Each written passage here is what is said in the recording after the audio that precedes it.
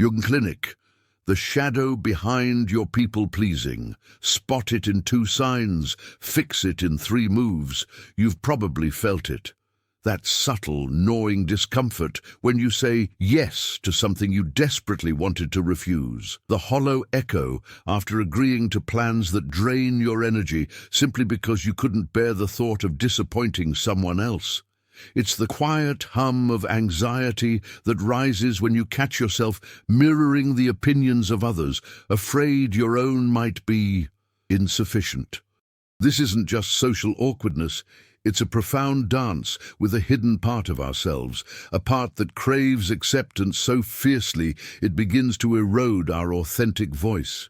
We are, by nature, social beings, wired for connection, for belonging.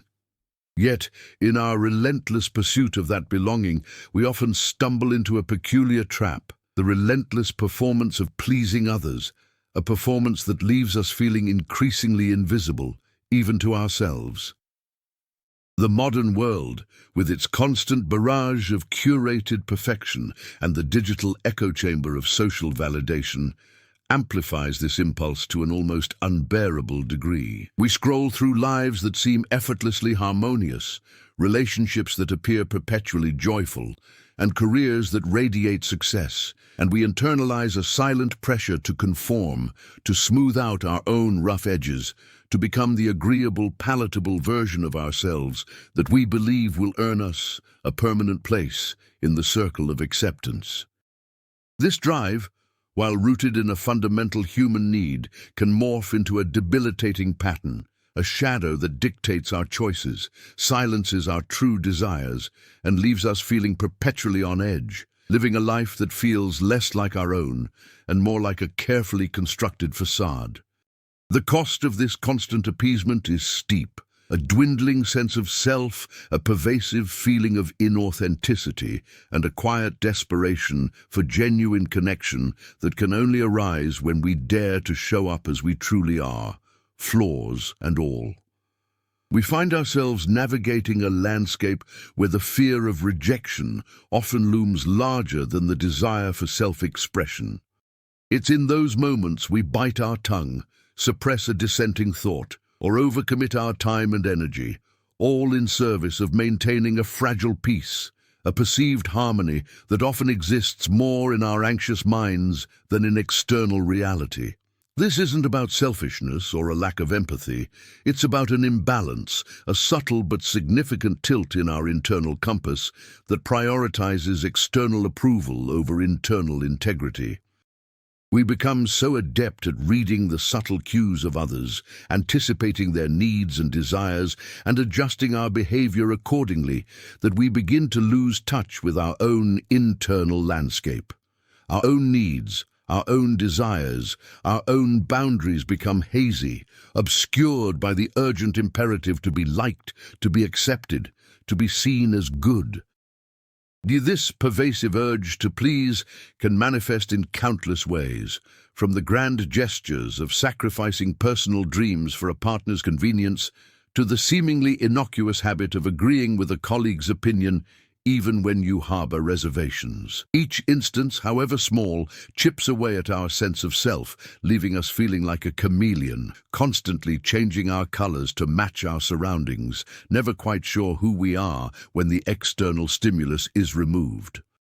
The irony is that this relentless pursuit of acceptance, ironically, often leads to a deeper form of isolation, a solitude born not of being alone, but of being misunderstood, of feeling fundamentally unseen. There's a quiet desperation that accompanies this way of living, a sense that something vital is missing, a sense of genuine aliveness that feels just out of reach. We might find ourselves feeling perpetually exhausted, not from physical exertion, but from the sheer mental and emotional labor of maintaining this elaborate performance. The energy required to constantly monitor our words, our actions, our expressions, to ensure they align with the perceived expectations of others, is immense. This leads to a kind of energetic depletion, a weariness that seeps into every aspect of our lives, dimming our enthusiasm, dulling our creativity, and making it difficult to engage with the world with genuine presence. We might experience a persistent low-grade anxiety, a feeling of being on the verge of discovery, as if at any moment our carefully constructed facade will crumble, revealing the unacceptable self beneath. This fear can be paralyzing, preventing us from taking risks, from pursuing our passions, from truly connecting with others on a deeper, more authentic level. The relationships we cultivate, while perhaps numerous, can feel superficial, lacking the intimacy that can only arise from mutual vulnerability and genuine self-disclosure. We yearn for a connection that transcends the polite exchanges and agreeable nods, a connection that acknowledges and cherishes our true selves. But we are often too afraid to offer that self for inspection, fearing it will be found wanting. The roots of this deeply ingrained pattern often lie in early experiences, in the subtle or overt messages we received about what was acceptable and what was not. If our needs were frequently dismissed, our emotions invalidated, or our individuality met with disapproval, we might have learned that the safest path to security and love was through compliance, through becoming whatever we believed others wanted us to be. This learned behavior, while perhaps a survival mechanism in childhood, can become a deeply entrenched habit in adulthood, dictating our interactions and shaping our sense of worth. We carry these old scripts, these internalized directives, into our adult relationships, unconsciously seeking validation from external sources that mirror the approval we craved as children. The paradox is that the very act of constantly seeking approval from others can prevent us from developing a robust, internal sense of self-worth. We become dependent on external validation, our sense of value fluctuating with the opinions and reactions of those around us. This makes us vulnerable to manipulation, to the whims of others, and leaves us feeling perpetually out of control of our own emotional well-being. The journey toward authenticity, therefore, is not just about changing our behavior. It's about understanding the deep-seated origins of our patterns and gently, compassionately beginning to rewrite those old scripts. This internal conflict, this constant negotiation between our authentic selves and the selves we present to the world, is a universal human struggle. It's the quiet battle waged in countless hearts, a battle that shapes our decisions, influences our relationships, and ultimately defines the quality of our lives. The desire to be loved and accepted is a fundamental human need, but when it becomes the sole driving force behind our actions, it can lead us down a path of self-betrayal. We become so focused on the external reward of approval that we neglect the internal nourishment of self-acceptance. This is where the wisdom of the ages begins to illuminate our modern predicament. Philosophers, psychologists, and spiritual thinkers throughout history have grappled with this tension between the individual and the collective, the inner self and the outer world. They've offered us frameworks, insights, and cautionary tales that resonate powerfully with the challenges we face today. Understanding these perspectives can provide us with a compass, a guiding light as we navigate the often murky waters of social expectation and personal integrity. This exploration is not about finding easy answers or quick fixes. It's about embarking on a profound journey of self-discovery, a journey that promises not just a reduction in anxiety, but a richer, more meaningful, and more authentic way of being in the world. We are about to delve into the subtle art of recognizing this people-pleasing tendency, understanding its psychological underpinnings, and crucially, discovering practical steps to reclaim your authentic voice. This isn't about becoming abrasive or inconsiderate.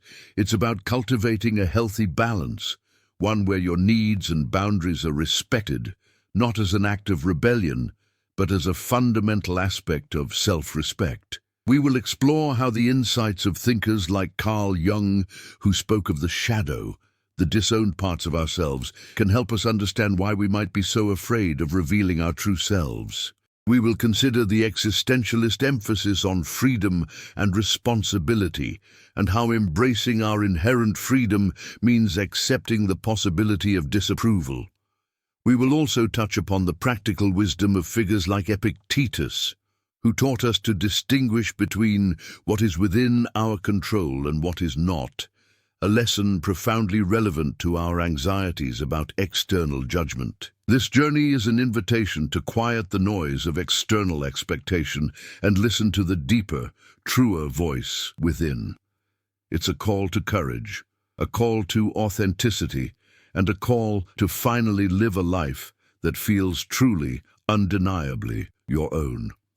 The pervasive need to please, while seemingly rooted in a desire for external validation, often masks a deeper, more insidious form of self-deception. It's not merely about avoiding conflict or seeking approval. It's about a fundamental misunderstanding of where our true value resides. When we constantly defer to others' desires, we inadvertently signal to ourselves that our own inner landscape, our preferences, our boundaries, our very essence, is less significant, less worthy of attention or respect than that of the people around us. This internal devaluation is the bedrock upon which people-pleasing is built. It's a subtle but devastating erosion of self-worth, masquerading as social grace. Consequently, the pursuit of external affirmation becomes a desperate and ultimately futile attempt to fill a void that can only be addressed from within. We become like a leaky vessel, constantly pouring energy and attention outward in a futile effort to be filled, never realizing the source of the emptiness lies within our own neglect. Furthermore, this ingrained habit can significantly distort our perception of genuine connection. When we consistently suppress our own authentic responses to maintain a facade of agreeability, we prevent others from truly knowing us. This lack of genuine self-disclosure creates an artificial barrier, preventing the development of deep, reciprocal relationships. People-pleasers often find themselves surrounded by acquaintances but lacking true confidence, mistaking superficial politeness for genuine intimacy. The fear of revealing our true selves, our doubts, our imperfections, our dissenting opinions, stems from a deeply held belief that these aspects are inherently unlovable or unacceptable. This belief, often formed in formative years, becomes a self-fulfilling prophecy, as our guardedness and lack of authenticity naturally create distance, reinforcing the very fear that drives our behavior. Conversely, when we dare to express our genuine thoughts and feelings, even when they differ from the prevailing sentiment, we open the door to authentic connection. It's in these moments of vulnerability, where we risk disagreement or disapproval, that true bonds are forged, built on mutual respect and understanding. Another crucial layer to consider is the impact of people-pleasing on our capacity for decisive action and personal growth.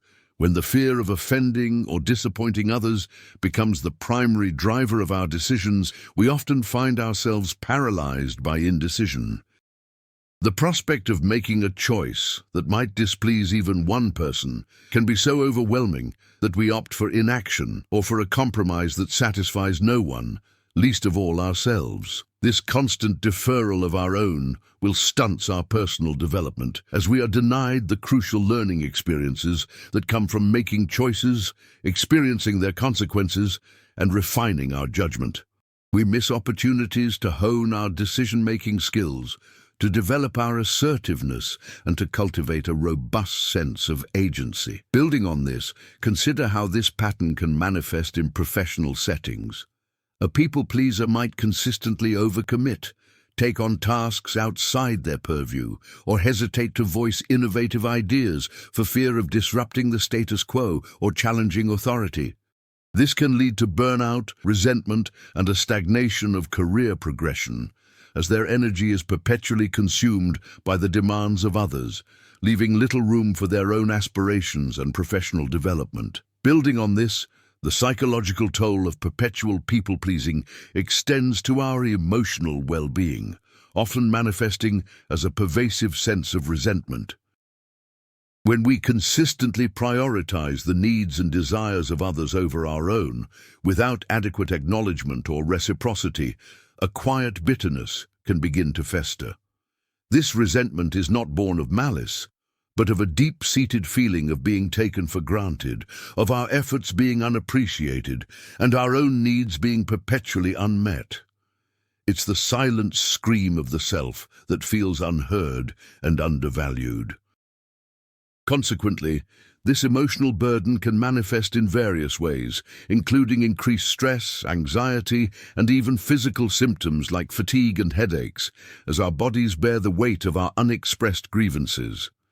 Furthermore, this pattern can create a distorted sense of responsibility, where we feel obligated to manage the emotions of everyone around us, believing that their happiness is contingent upon our actions. This is an unsustainable and ultimately damaging burden, as it prevents us from recognizing that each individual is ultimately responsible for their own emotional state. Conversely, the practice of setting healthy boundaries is not an act of aggression, but an essential component of self-preservation and authentic living. It's about recognizing that our energy, our time, and our emotional capacity are finite resources, and that we have a right to allocate them in ways that support our own well-being. Establishing boundaries involves clearly communicating our limits and expectations to others, and crucially, upholding those boundaries even when it feels uncomfortable. This might mean learning to say no to requests that overextend us, delegating tasks when appropriate, or stepping away from situations that consistently drain our emotional reserves. Now consider how this applies when you face a situation where a colleague asks you to take on an extra project when you are already at capacity. Instead of immediately agreeing and feeling the familiar pang of anxiety, you might pause and say, "I understand this is important, but I'm currently focused on completing X and Y. I won't be able to take on anything new at this time." This is not a rejection of the person, but a clear statement of your current capacity. This constant calibration to external expectations can subtly warp our inner sense of agency, making us feel less like the authors of our own lives and more like actors reading lines from someone else's script. The insidious nature of this phenomenon lies in its gradual encroachment.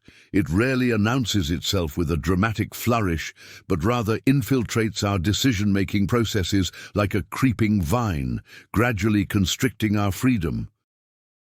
Consider the subtle shift from "I want to do this" to "I should do this because it's expected." This linguistic alteration, seemingly minor, signifies a profound internal displacement. We begin to internalize societal pressures, perceived familial obligations, or the unspoken rules of our social circles as immutable directives, losing sight of our own authentic desires and intrinsic motivations. This external locus of control can lead to a pervasive feeling of being adrift, lacking a solid internal compass to guide us through life's complexities. We become susceptible to the whims of external validation, our self-esteem fluctuating wildly with the opinions and reactions of others, rather than being anchored in a stable, intrinsic sense of self-worth.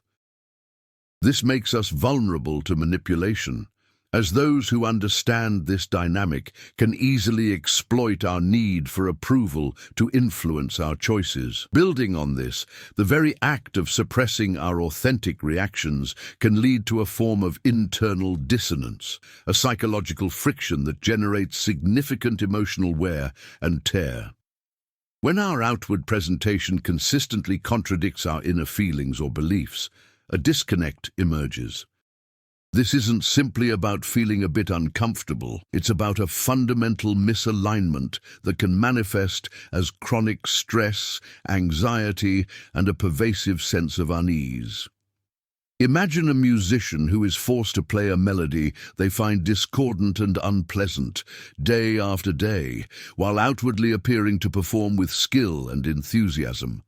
The internal struggle to maintain that facade, to suppress the natural urge to correct the tune or express their displeasure, creates a profound internal conflict. This emotional labor, the constant effort of managing and masking our true feelings, is deeply exhausting. It drains our mental resources, leaving us with less capacity to engage with life's challenges, pursue our passions, or foster meaningful connections. The energy that could be channeled into creative endeavors, personal growth, or genuine relationships is instead consumed by the exhausting task of maintaining a pretense. Furthermore, this pattern can actively hinder our ability to develop crucial problem-solving skills. When our primary concern is to avoid conflict or negative reactions, we may shy away from identifying or addressing the root causes of problems, opting instead for superficial solutions that maintain the appearance of harmony. Consider a team meeting where a critical flaw in a project is identified, but no one speaks up for fear of upsetting the project lead. The team might collectively agree on a minor tweak, a cosmetic fix, that does nothing to address the fundamental issue. This avoidance of direct confrontation, while seemingly preserving immediate peace, ultimately leads to more significant problems down the line. It teaches us that discomfort is to be avoided at all costs, even at the expense of effective solutions and long-term progress. This habit of skirting around issues rather than confronting them head-on can leave us ill-equipped to handle the inevitable challenges that arise in life, both personally and professionally. Conversely, the cultivation of authentic self-expression is not about being confrontational, but about fostering clarity and integrity in our interactions. It's about learning to communicate our needs, desires, and boundaries in a direct, respectful manner. This doesn't require aggression or a dismissal of others' perspectives, but rather a confident assertion of our own.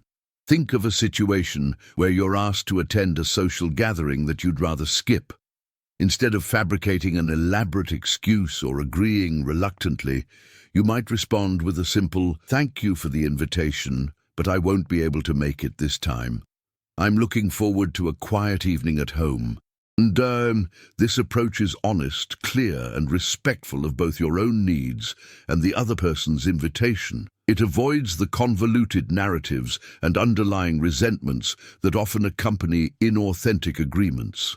By practicing such directness, we begin to reclaim our inner authority, signaling to ourselves and to others that our time and energy are valuable and that our choices are guided by our own internal compass, not solely by the expectations of the external world. This fosters a sense of self-respect that is far more sustainable and fulfilling than any temporary approval gained through pretense. The phenomenon of people-pleasing can also be understood through the lens of what psychologists term secondary gain. This refers to the unconscious benefits, often psychological, that an individual derives from a particular behavior or condition, even if that behavior is ultimately detrimental. For the people-pleaser, the secondary gain might be the temporary relief from anxiety that comes with avoiding conflict, or the fleeting sense of belonging derived from being agreeable. These immediate, albeit superficial rewards can be powerful motivators, reinforcing the pattern despite its long-term costs. It's akin to a smoker who experiences a momentary sense of calm from a cigarette, which temporarily outweighs the knowledge of its harmful effects. The people-pleaser, caught in this cycle, may not even be consciously aware of these secondary gains, yet they powerfully influence their choices, perpetuating a behavior that offers short-lived comfort at the expense of genuine self-fulfillment and lasting peace. Consequently, the work of overcoming this tendency involves not just behavioral change, but also a deep exploration of these unconscious motivations, uncovering the hidden payoffs that keep the cycle in motion. Another critical aspect to consider is the impact of people-pleasing on our perception of personal boundaries as inherently selfish or adversarial. For someone deeply entrenched in this pattern, the very idea of setting a boundary can trigger feelings of guilt or shame. They may interpret a request for personal space or a refusal of an unreasonable demand as a personal rejection or an act of aggression, rather than a necessary act of self-care. This distorted perception often stems from an upbringing where asserting one's needs was met with disapproval, or where individuality was discouraged in favor of conformity. Consequently, the individual learns to equate self-assertion with conflict and disapproval, leading them to internalize a belief that prioritizing their own well-being is inherently wrong. This creates a significant internal barrier to healthy relationships, as it prevents them from establishing the clear, respectful limits that are essential for mutual understanding and emotional safety. Building on this, imagine a scenario where a friend consistently cancels plans at the last minute, leaving you with unmet expectations and a sense of frustration. A people-pleaser might hesitate to address this directly, fearing it will damage the friendship. However, a more assertive approach would be to communicate, "I value our friendship, but I feel disappointed when our plans are frequently changed. It would mean a lot to me if we could rely on our scheduled times more consistently." This statement, while direct, is framed with respect and focuses on the behavior, not the person, opening the door for resolution rather than escalating conflict. Furthermore, the tendency to people-please can significantly impair our ability to develop resilience in the face of adversity.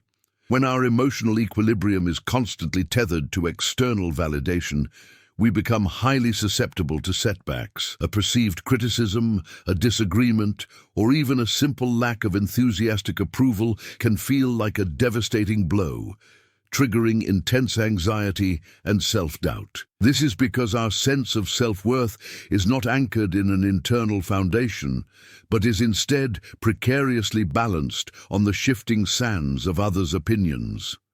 Consequently, when that external support is withdrawn or challenged, our entire sense of self can feel threatened. This makes it incredibly difficult to bounce back from difficulties, as we lack the internal resources to self-soothe and reaffirm our own value independent of external circumstances. Conversely, individuals who have cultivated a strong internal locus of control, who derive their sense of worth from within, are far more adept at navigating life's inevitable challenges. They can acknowledge external feedback without internalizing it as a definitive judgment of their character, allowing them to learn from mistakes and persevere through setbacks with a greater sense of equanimity. The pervasive fear of causing offense can also lead to a subtle but significant form of self-censorship. We may find ourselves constantly filtering our thoughts, opinions, and even our humor to ensure they align with what we perceive as acceptable to our audience. This can stifle creativity and prevent the exploration of novel ideas. Consider an artist who refrains from experimenting with a bold new style for fear of alienating their existing patrons, or a writer who sanitizes their prose to avoid any potential controversy. This self-imposed limitation, while intended to foster acceptance, ultimately diminishes the richness and authenticity of their work. The internal monologue becomes a constant barrage of "what if they don't like this?" or "is this too much?", replacing genuine creative impulse with a calculated performance. This can lead to a sense of creative stagnation and a feeling of disconnect from one's own artistic voice. The freedom to express oneself authentically, even when it risks disagreement, is a vital component of both personal and creative growth, allowing for the emergence of unique perspectives and innovative contributions. The internal pressure to conform can also stifle our capacity for genuine empathy. True empathy requires understanding and acknowledging another's feelings even when they differ from our own.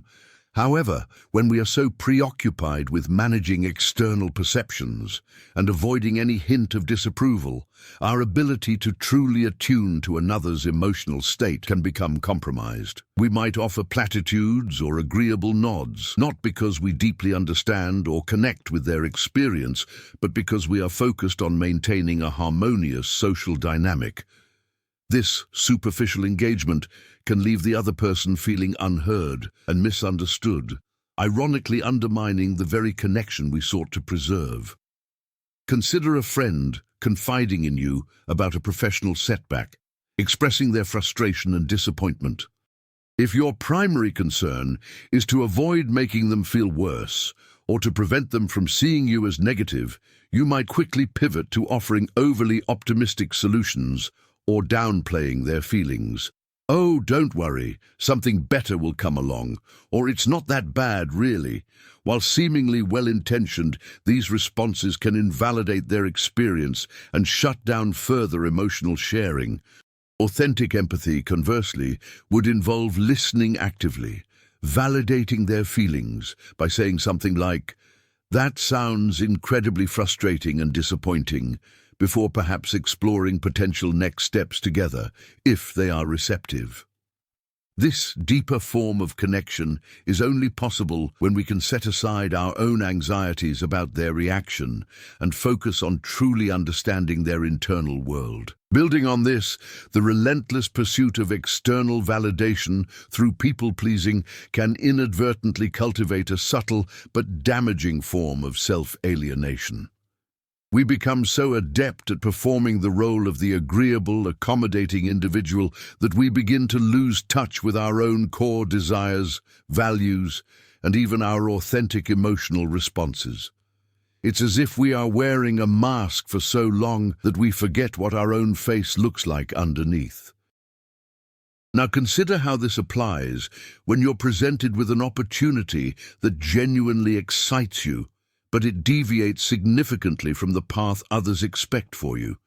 The ingrained habit might prompt you to immediately dismiss it, not because it's unfeasible, but because it doesn't align with the persona you've carefully constructed. The internal dialogue shifts from, "Is this right for me?" to, "What will others think of me if I pursue this?"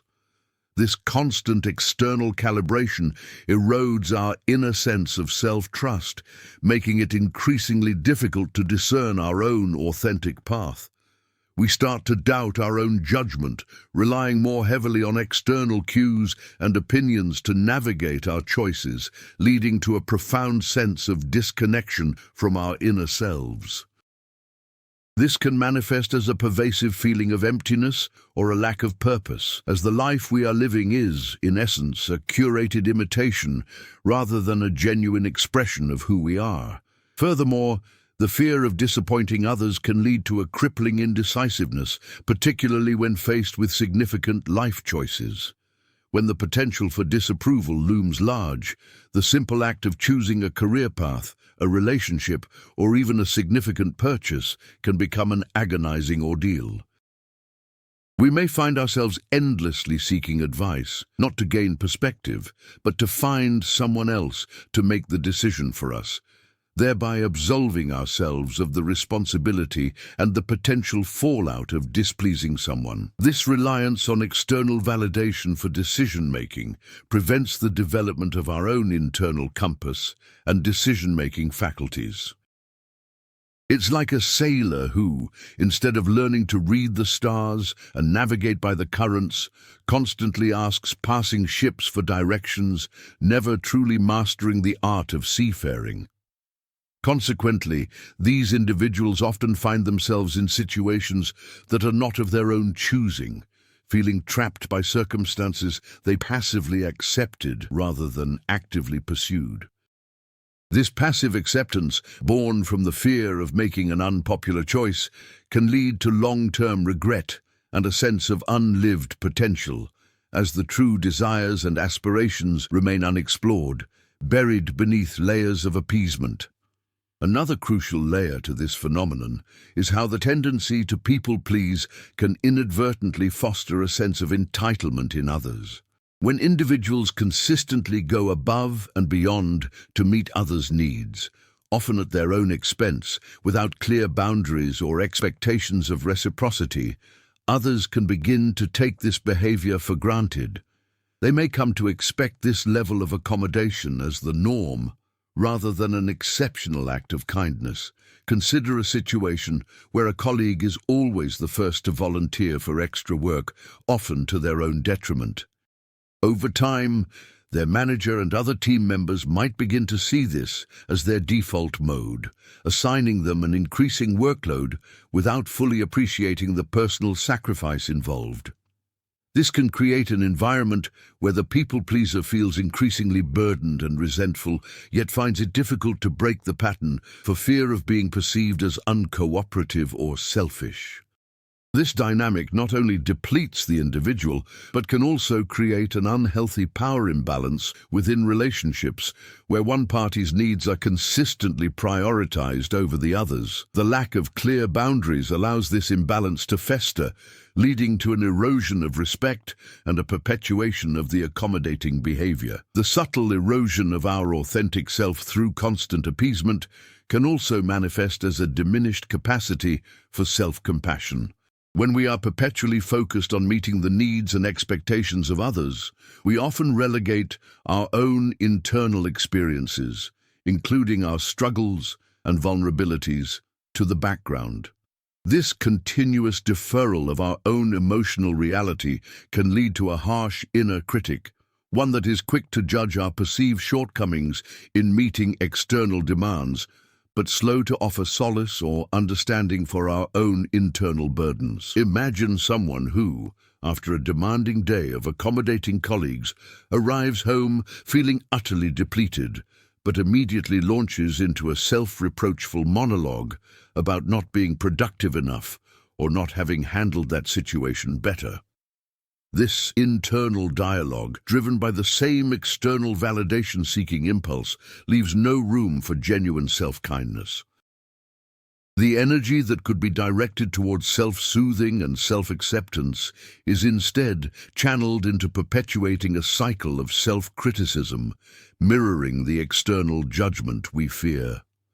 Consequently, we become less equipped to navigate our own emotional storms, often feeling isolated in our suffering because we have not cultivated the internal resources of empathy and understanding towards ourselves. Furthermore, this ingrained pattern can significantly distort our perception of healthy interdependence. Instead of viewing relationships as a dynamic exchange where both parties contribute and receive, the people-pleaser often falls into a role of perpetual giver, unconsciously believing that their worth is contingent upon their utility to others. This can lead to a subtle but pervasive sense of martyrdom, where sacrifices are made not out of genuine generosity, but out of a deep-seated fear of abandonment or rejection should they cease to be indispensable. Consider a family member who consistently takes on disproportionate caregiving responsibilities, not because they are the most capable, but because they fear the emotional fallout if they were to express their exhaustion or set limits. This dynamic can breed resentment, not only in the giver, but also often unconsciously in the receiver, who may feel a subtle pressure to reciprocate, but lacks the agency or clear communication to do so effectively. This imbalance prevents the development of truly reciprocal relationships, where mutual support and respect form the bedrock, and instead fosters a dynamic of dependence that can feel suffocating for all involved. Another crucial layer to this phenomenon is the way it can impede our development of genuine assertiveness. True assertiveness is not about aggression or demandingness. It is about respectfully expressing one's needs, opinions, and boundaries. However, for the chronic people-pleaser, the mere thought of asserting oneself can trigger intense anxiety, as it is perceived as a direct threat to the harmony they strive to maintain. This can lead to a tendency to people-please, even when it means compromising deeply held values or personal integrity. For instance, imagine being in a group discussion where a prevailing opinion clashes with your deeply held ethical beliefs. Instead of voicing your dissent, you might remain silent or offer a vague, non-committal statement, fearing that a strong disagreement would alienate you from the group. This suppression of authentic expression, while preserving immediate social cohesion, erodes one's sense of personal conviction and can lead to a feeling of internal compromise. The courage to speak one's truth, even when unpopular, is a vital component of self-respect and authentic living, and its absence leaves a void that cannot be filled by external approval. Consequently, the constant suppression of personal needs and desires can lead to a significant underdevelopment of our own personal goals and aspirations. When our decision-making is primarily guided by the perceived expectations of others, we often fail to invest time and energy in exploring and pursuing what truly ignites our passion. Our dreams may remain dormant, unarticulated, or even entirely unrecognized, buried beneath the weight of obligations and the desire to maintain external approval. Think of someone who has always harbored a secret desire to learn a musical instrument or pursue a creative writing endeavor, but consistently postpones these pursuits, citing a lack of time or energy due to their commitments to others. This perpetual deferral, driven by the fear of seeming selfish or neglecting responsibilities, effectively starves their personal growth and fulfillment. The energy that could be invested in cultivating these passions is instead dissipated in the exhausting effort of managing external relationships, leading to a quiet sense of unlived potential and a nagging feeling that something vital is missing from their lives. The silent negotiation of desires, a constant undercurrent in the lives of those who prioritize external harmony, can lead to a profound disconnect from our innate sense of intuition. When our mental energy is perpetually consumed by anticipating others' reactions and adjusting our behavior accordingly, the subtle whispers of our inner knowing can become drowned out. This isn't about gut feelings being inherently unreliable. Rather, it's about the habitual suppression of these signals in favor of more socially palatable responses. Now, consider how this plays out when you're presented with a seemingly innocuous request that nonetheless triggers a vague sense of unease. Instead of trusting that initial internal signal, perhaps a subtle tightening in your chest or a fleeting thought of, "This doesn't feel right," you might override it with rationalizations about being helpful or not wanting to cause a fuss.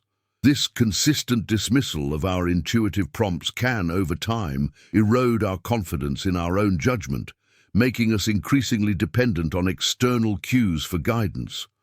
We begin to doubt our own perceptions, questioning whether our unease is valid or merely a product of our own overthinking, thereby reinforcing the cycle of seeking external validation. Furthermore, the relentless effort to maintain a facade of agreeability can paradoxically foster a sense of detachment from our own emotional landscape. When we are constantly monitoring and modifying our outward expressions to align with perceived expectations, we may inadvertently begin to experience our own feelings as external phenomena rather than integral parts of our being. This emotional distancing is a defense mechanism, a way to protect ourselves from the perceived risk of negative judgment. Consequently, when moments of genuine emotional vulnerability arise, either in ourselves or in others, we may find ourselves ill-equipped to engage authentically. We might offer technically correct but emotionally hollow responses, having grown accustomed to performing emotional states rather than genuinely experiencing and expressing them. This can lead to a superficiality in our interactions, where the depth of human connection is sacrificed for the sake of maintaining an unruffled exterior, leaving both ourselves and those around us feeling a subtle but undeniable lack of genuine emotional resonance. Building on this, the practice of prioritizing others' comfort over our own can inadvertently cultivate a form of learned helplessness regarding our own needs. When we consistently defer our own desires, believing that their fulfillment is contingent upon external approval or permission, we can begin to internalize a sense of powerlessness over our own well-being. This isn't to suggest a conscious decision to abandon our needs, but rather a gradual, almost imperceptible shift in our internal narrative. We may cease to actively pursue what we truly want, assuming that such pursuits are inherently selfish or unrealistic, and instead passively await opportunities that align with the expectations of others. This can manifest in subtle ways, such as consistently accepting less desirable outcomes in professional or personal spheres, not because they are truly preferred, but because they are perceived as the path of least resistance in terms of social approval. Consequently, the individual may find themselves feeling increasingly adrift, lacking a sense of proactive agency in shaping their own life trajectory, and attributing their circumstances more to external forces than to their own capacity for choice and action. Another crucial layer to this phenomenon is how the constant calibration to external expectations can diminish our capacity for spontaneous joy and genuine enthusiasm. Authentic joy often arises from uninhibited expression, from moments where we can fully immerse ourselves in an experience without the filter of self-consciousness or the fear of judgment. However, for the chronic people-pleaser, even moments of potential delight can become tinged with anxiety. They might find themselves questioning whether their outward display of happiness is appropriate, whether it might inadvertently overshadow someone else, or whether it aligns with the prevailing emotional tone of the group. This internal self-monitoring acts as a brake on genuine emotional expression, transforming potentially effervescent moments into more muted, controlled performances. Consequently, the vibrant hues of authentic feeling can fade into a more subdued palette, leaving life feeling less colorful and engaging. The freedom to simply be joyful, without qualification or concern for external reception, becomes a rare and precious commodity, often glimpsed only in private moments, away from the watchful eyes of others. Consequently, the persistent suppression of personal needs and desires, driven by the fear of negative repercussions, can lead to a subtle but significant undermining of our own resilience. When our emotional well-being is perpetually tied to the approval of others, we become highly susceptible to the impact of perceived slights or disagreements. A minor critique, which might be processed and learned from by someone with a stronger internal locus of control, can feel like a profound personal rejection to the people-pleaser. This heightened sensitivity can make it incredibly difficult to navigate the inevitable bumps and challenges of life. The energy that could be channeled into problem-solving or emotional recovery is instead consumed by the anxious rumination over external opinions. This makes bouncing back from setbacks a far more arduous process, as the internal scaffolding of self-worth is less robust, making it more vulnerable to external pressures. The ability to weather storms and emerge stronger is significantly hampered when the foundation of one's self-esteem is predominantly built on the shifting sands of external affirmation rather than the bedrock of internal conviction. The subtle art of anticipating others' desires can, ironically, cultivate a profound insensitivity to our own emergent needs. When the internal compass is perpetually recalibrated to external signals, the capacity to recognize and respond to our own nascent requirements can atrophy. Imagine a gardener so focused on tending to every other plant in the greenhouse that their own personal oasis, perhaps a small herb garden outside, becomes neglected and overgrown. They might meticulously monitor soil pH and light exposure for the prize orchids, yet fail to notice their own thirst or the wilting of their own cherished blooms. This neglect isn't malicious. It's a consequence of misdirected attention. Similarly, the people-pleaser, hyper-vigilant to the perceived needs of others, may become oblivious to their own burgeoning fatigue. their quiet longing for solitude, or their dawning realization that a particular relationship is no longer serving them. The energy that could be directed towards self-nurturing is instead deployed in the constant, often unconscious effort to maintain external equilibrium, leaving their inner landscape parched and underdeveloped. Consequently, when they finally do notice a personal need, it might be in a state of crisis, a desperate cry for attention that could have been averted with earlier, more consistent self-awareness. Ultimately, the most profound shift occurs when we begin to internalize our sense of validation. When our self-worth is no longer a fluctuating currency dependent on the fluctuating opinions of others, but a stable internal resource, our capacity to navigate life's complexities expands immeasurably. This doesn't mean we become impervious to feedback or cease to value the perspectives of those around us. Instead, it means we develop the wisdom to discern which external signals are constructive and which are merely reflections of others' own internal landscapes. It is the difference between building a house on bedrock versus building it on shifting sand. The true practice, then, lies not in grand gestures, but in the quiet, consistent cultivation of this inner knowing.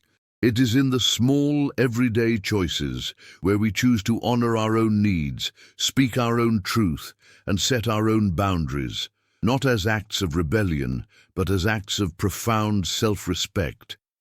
The journey toward authentic living is a continuous unfolding, a lifelong commitment to showing up as our truest selves, not in spite of our imperfections, but because of them. The true practice begins now in the quiet space of your own awareness, inviting you to listen to the gentle, persistent call of your own authentic voice.